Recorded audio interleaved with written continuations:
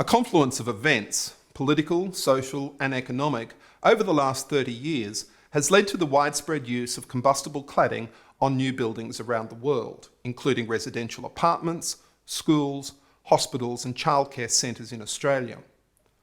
Following the tragic death toll in the Grenfell cladding fire in London and substantial property damage from similar fires in Melbourne, Australian governments and regulators have scrambled to take action to have cladding removed. But so far, all this has achieved is buck passing, more regulatory confusion, and property owners everywhere left at risk, not knowing what to do, where to go for advice, and how to pay for a crisis that is not of their making. Unacceptable Solutions is my 7-part mini-documentary series that explains the cladding crisis to owners and professionals and points the way forward to safer buildings and restoring property values. In this series, I will take us beyond the blame game we seem to be stuck in at present and search for the truth about the cladding crisis. To answer the question, just how deadly is this product, I reveal the results of my study of more than 60 cladding fires worldwide. I will take you to the judge's decision in the La Crosse case and dissect it in layman's terms so you can see for yourself the utterly contrived argument manufacturers use to lead us to believe that their products were safe when they were not. In the third episode, I examine the political response of the various Australian governments and ask the question, are we about to get cladding wrong for the second time?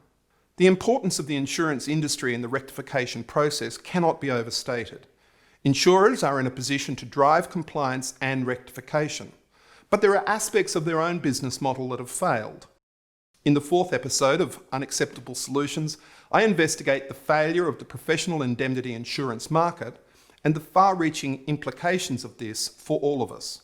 There is one sector of the property industry affected by this crisis like no other, and that is the strata sector, where a $1 trillion asset class of largely residential strata titled property is managed on a shoestring budget by volunteers and where members have joint and several personal liability for the financial obligations of their strata.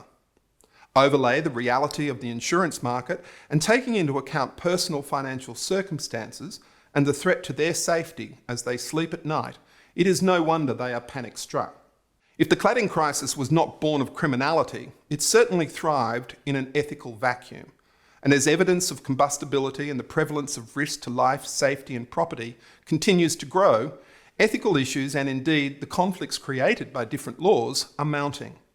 Is it smart to prescribe minimum standards for building construction when other laws and standards are asking for more?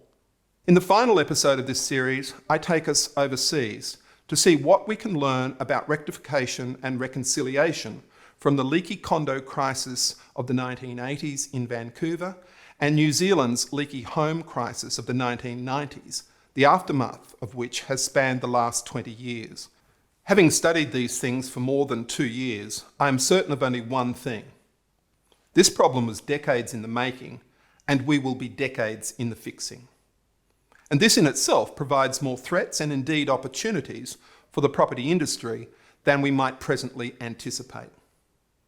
Please join me for this important series and the discussion I hope will follow about how we move to rid ourselves of what turned out to be an unacceptable solution.